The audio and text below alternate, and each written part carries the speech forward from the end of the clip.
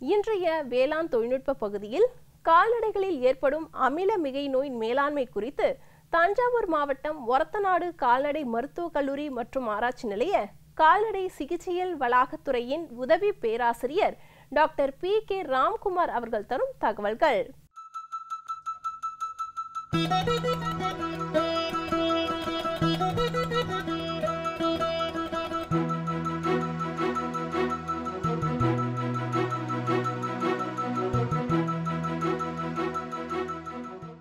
நாம் இன்று பார்க்க இருக்கும் தலைப்பு கால்நடைகளுக்கு ஏற்படும் அமிலமிகை நோயும் மற்றும் அதனால் ஏற்படும் பாதிப்புகளும் அதை தவிர்க்க வேண்டிய முறைகளும். நாம் பொதுவாக பொங்கல், தீபாவளி போன்ற பண்டிகைகளுக்கு அடுத்தது இது போன்ற அதிகப்படியான மாடுகள் இது போன்ற நோயினால் அதிகமாக நமது கால்நடை மருத்துவமனைக்கு வருவதை காண முடிகிறது.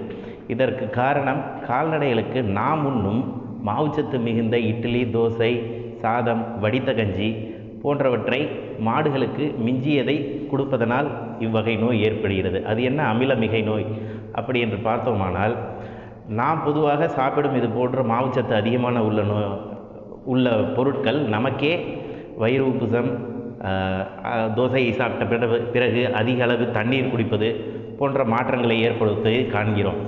ஆகவே ஒரு வயிறு கொண்ட நமக்கே இத்தகைய பிரச்சனைகள் வரும்பொழுது மாடுகளுக்கு 4 வயிறு உள்ளது. அதில் முதல் வயிறானது பெரிய நொதிகலன் போல காணப்படும்.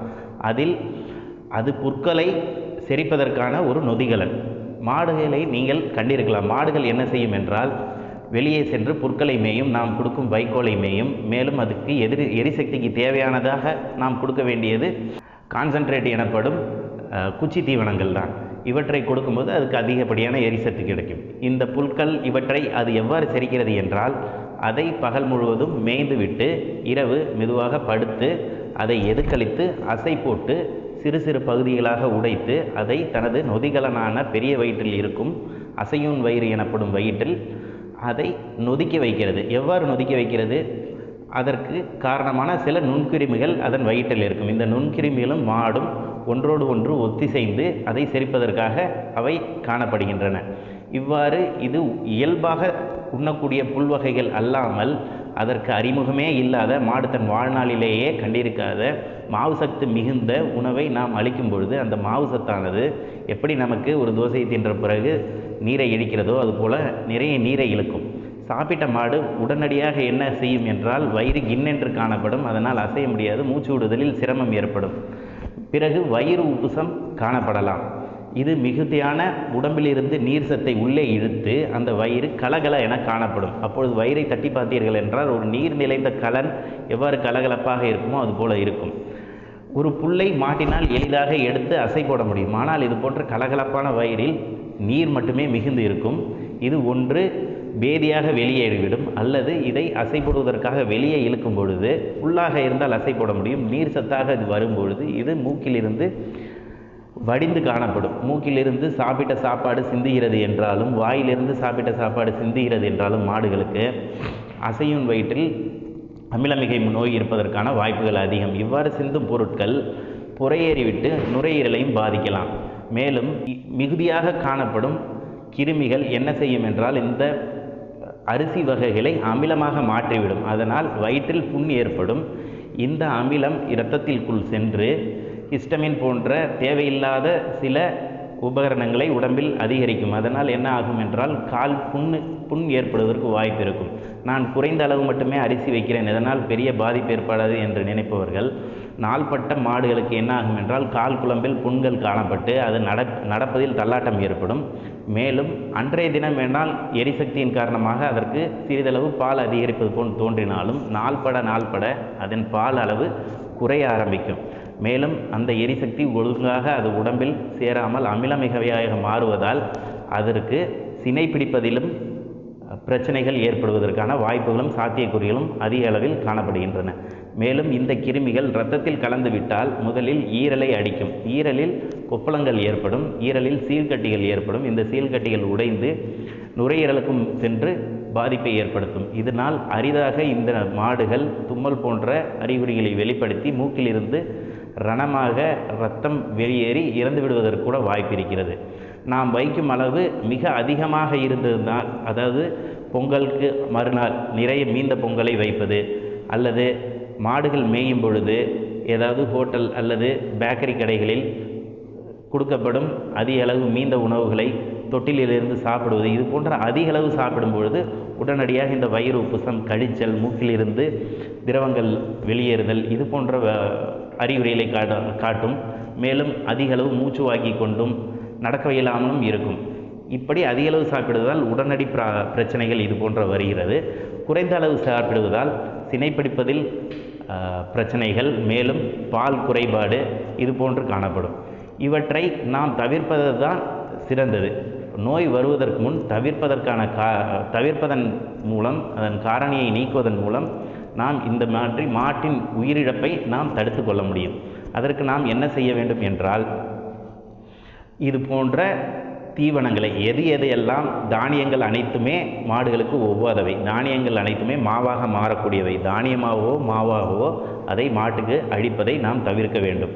மேலும் மிஞ்சிய உணவுப் பொருட்களை ஊற வைத்து கழனி தண்ணீர் என்று கிராமப்புறங்களில் கூறுவார்கள், அவ்வாறு கொடுப்பதையும் கட்டாயம் தவிர்க்க வேண்டும். அப்படி அது நமக்கு தெரியாமல் வெளியே மேயும் இடத்தில் சாப்பிட்டு விட்டதென்றால் உடனடியாக நாம் செய்யக்கூடியது, மாடுகள் நின்ற அளவில் இருந்திருந்தால் கை வைத்தியமாக 200 அல்லது 300 கிராம், மாடுகளின் எடைக்கு ஏற்ப, அதிக எடை உள்ளது 300 கிராம், குறைந்த எடை உள்ளதுக்கு 200 கிராம் சோடா உப்பை கரைத்து ஊற்ற வேண்டும். கரைத்து ஊற்றுவதில் புறையேறுதல் ஏற்படுவதற்கு வாய்ப்பு இருப்பதால் கரைத்து ஊற்றாமல் நான் நேரடியாக கொடுக்க வேண்டும் என்று நினைப்பவர்கள் சிறிதளவு சுவைக்காக வெல்லம் சேர்த்து உருட்டி பிசைந்து கொஞ்சம் கொஞ்சமாக நாக்கில் தடவி விட வேண்டும். மேலும் இதில் எச்சில் அதிகமாக வெளியேறுதலால் இந்த அமிலமிகை நோயை குறைக்கிறதுக்கு வாய்ப்பு இருக்கிறது. ஏனென்றால் அமிலம் என்பது ஒரு ஆசிட் எனப்படும், எச்சில் என்பது காரத்தன்மை மிகுந்தது. எனவே வாயில், நாக்கில் வைக்கோலை வைத்து தேய்ப்பதன் மூலம் எச்சி உற்பத்தியை அதிகரிக்க முடியும். இவ்வாறு பண்ணி அதை நிறைய எச்சியை முழுங்க வைப்பதன் மூலம் இந்த அமிலத்தன்மையை ஓரளவுக்கு குறைக்கலாம். ஆனாலுமே உடலில் இருந்து நீரிழப்பு ஏற்கனவே ஏற்பட்டு அதன் வயிறு கலகல என காணப்படும் என்று இருக்கிறேன். அந்த மாதிரி சமயங்களில் அதிக எச்சில் சுரப்பு இன்னும் நீரிழப்பை அதிகப்படுத்தி மாடுகள் நடக்க இயலாத தன்மையை உண்டு பண்ணக்கூடும். அதனால் ஓரளவுக்கு நிற்கக்கூடிய மாடு, ஓரளவுக்கு கொஞ்சமாக தின்ற மாட்டில் மட்டும் இது போன்ற உடனடி தீர்வுகளை நாம் அணுகலாம். மாட்டுக்கு வயிறு உப்புசம் பெரிதாக இருக்கும் பொழுது நுரையீரல் விருந்து கொடுப்பதற்கு இடமே இல்லாமல் இருக்கும். அந்த வயிறு உப்புசத்தை உடனடியாக நாம் குறைக்காவிட்டால் மாடு உயிரிழப்பு ஏற்பட வாய்ப்பு இருக்கிறது. அது போன்ற மாடுகளுக்கும் உடனடியாக கால்நடை மருத்துவரை அணுக வேண்டும், கை வைத்தியத்தை தவிர்க்க வேண்டும். மேலும் அதிக அளவு சாணத்தை தண்ணியாக கழிச்சலாக கழனி தண்ணீர் போல கழிந்து கொண்டாலுமே மாடுகள் படுத்துவிடும். அது போன்ற மாடுகளுக்கும் நாம் கட்டாயம் ட்ரிப்ஸ் எனப்படும் நீர் சத்தினை சிறை வழியாக நரம்பில் ஏற்றினால் மட்டுமே அது உயிர் பிறப்பதற்கான வாய்ப்புகள் நிறைய இருக்கிறது. அது போன்ற மாட்டிலும் கை வைத்தியத்தை தவிர்க்க வேண்டும். மேலும் அதிக அளவு சிறிதாக கொஞ்சம் கொஞ்சமாக சாப்பிட்டு விட்டு மாடு கால் குழம்பில் புண்ணு வந்து சினையே பிடிக்காமல் இருந்தாலுமே இதை மருத்துவரிடம் கொண்டு போய் சினை பிடிப்பதற்கான காரணத்தையும் சொல்லிவிட்டு மருத்துவர் கட்டாயம் எனது மாடு சிறிதளவு அரிசி சாப்பிடும் என்கின்ற தகவலையும் தெரிவித்தால் அதற்கேற்ற மருத்துவத்தையும் மருத்துவர் பார்ப்பார். எனவே பண்ணையாக வளர்ப்போரும் சரி, கால்நடைகளாக 1-2 மாடுகளை வைத்திருப்போரும் சரி, இதுபோன்று எரிசக்தி அதிகம் மிகுந்த உணவினை தவிர்க்க வேண்டும். அப்படி எரிசக்தி எந்த சமயத்தில் ஓரளவுக்கு கொடுக்கலாம் என்றால், அதிக பால் உற்பத்தி பண்ணும் சமயத்தில் வெளிநாடுகளில் கொடுப்பார்கள். ஆனாலும் அவர்கள் அளவு தெரிந்துதான் கொடுப்பார்கள். அதை தவிர்ப்பதற்காக எரிசக்தி மிகுந்த குச்சி தீவனம் போன்றவற்றையும் புண்ணாக்கு போன்றவற்றையும் நாம் மாற்றாக கொடுப்பதே சிறந்தது. இதன் மூலம் கால்நடைகளின் உயிரிழப்பையும் பால் குறைபாட்டினையும் மேலும் கால்நடைகள் சினைப்படிக்காமல் தடுப்பையும் நாம் தடுக்கலாம். ஏனென்றால் அமிலமிகை நோய் என்பது இந்த சினைப்பிடிக்கும் தன்மை, பால் குறைபாடு மேலும் உயிரிழப்பையும் ஏற்படுத்த வல்லது என்பதால் இதை மனதில் கொண்டு விவசாய பெருமக்கள் மேற்கூறிய வழிமுறைகளை சரிவர கடைபிடிக்குமாறு அறிவுறுத்தப்படுகிறார்கள். மேலும் விவரங்கள் பெற டாக்டர் PK ராம்குமார் அவர்களை 09750520962 என்ற கைபேசி எண்ணில் தொடர்பு கொள்ளலாம்.